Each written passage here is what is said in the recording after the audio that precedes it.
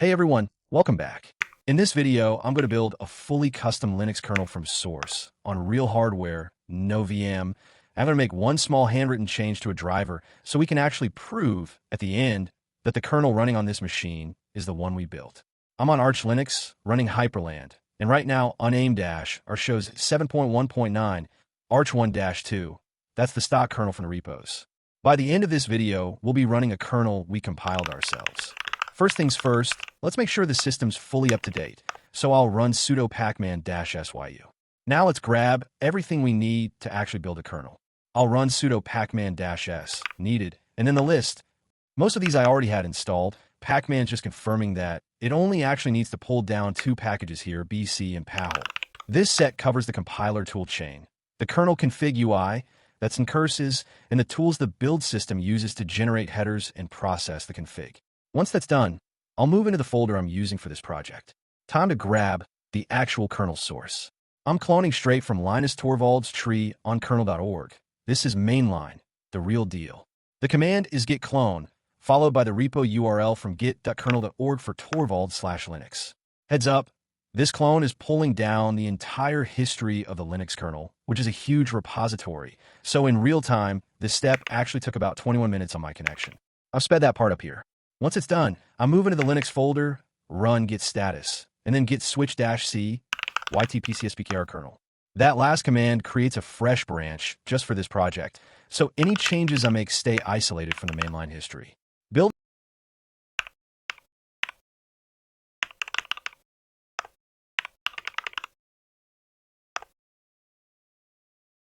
a kernel from a blank config would take forever and probably wouldn't even boot on this hardware. So instead, I'm going to start from the config my current running kernel already uses. I run zcat on proc/config.gz and redirect that into .config. Then I list it out in grep for config_locale version, just so we can see the local version fields are still empty. We'll fill one of those in ourselves in a minute, so the new kernel has a name we can recognize later. Now let's open the configuration menu with make menuconfig. And first hiccup of the video, it immediately fails, telling us the source directory cannot contain spaces or colons. Turns out the project folder I'm working in has a space in its name, and the kernel's build system flatly refuses to deal with that. Easy fix, I'll pop open the file manager and rename the folder from linuxwork to linuxwork, no space. Back in the terminal, in the renamed folder, I run make menuconfig again. This time it builds the little text UI configuration tool and opens straight into the kernel config menu. I'll navigate into General Setup to find the local version field.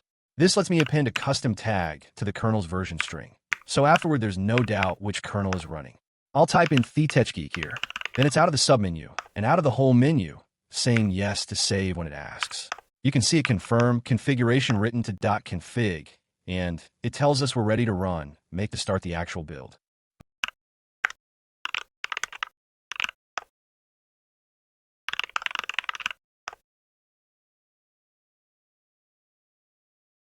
Before we build, I want this kernel to actually prove it's custom, not just have a different version string, but contain a real code change. So I'm opening up one of the driver files in Nano, driver/input/miscellaneous/pcsbkr.c. This is the driver for the old school PC speaker, the little internal beeper.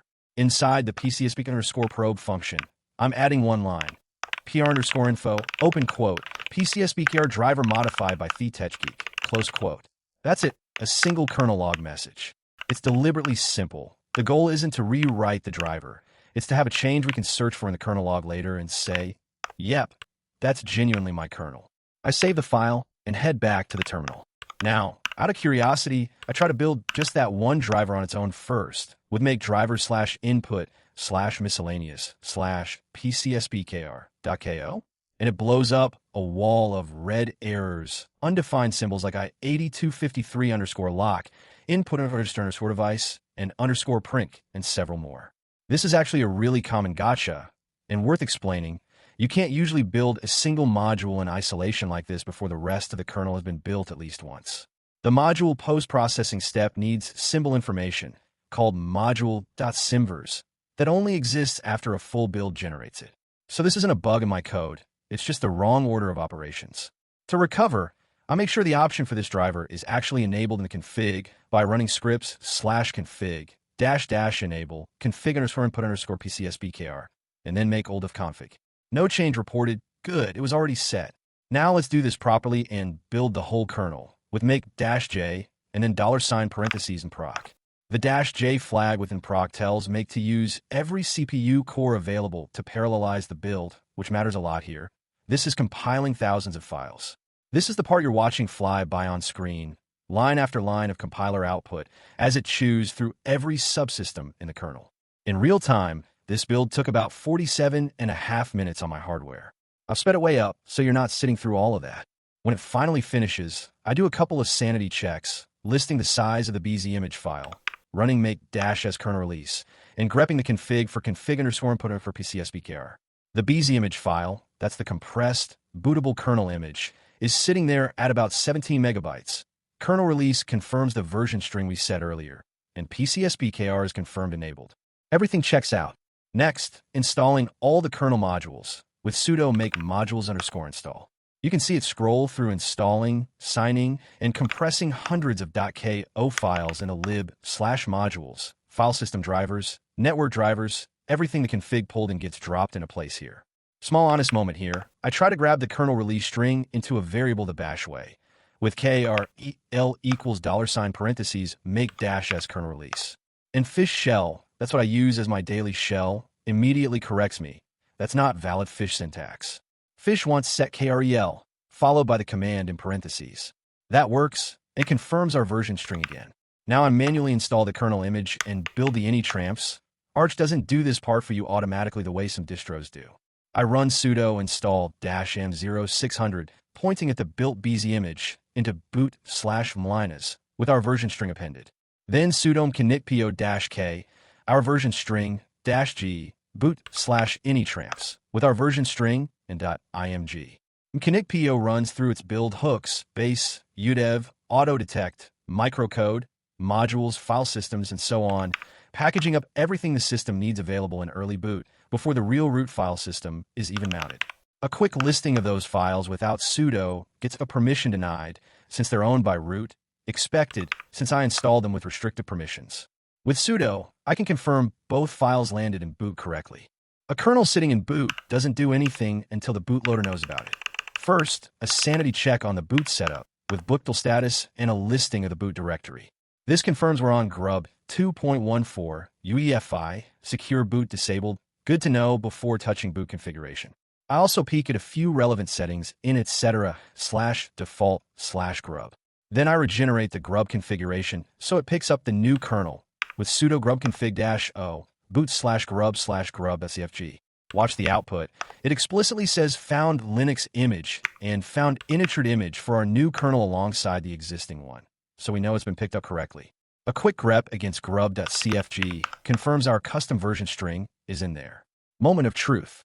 I reboot, and at the grub menu, there are now two entries, the original kernel and our new one, clearly labeled Arch Linux with Linux and our full custom version string.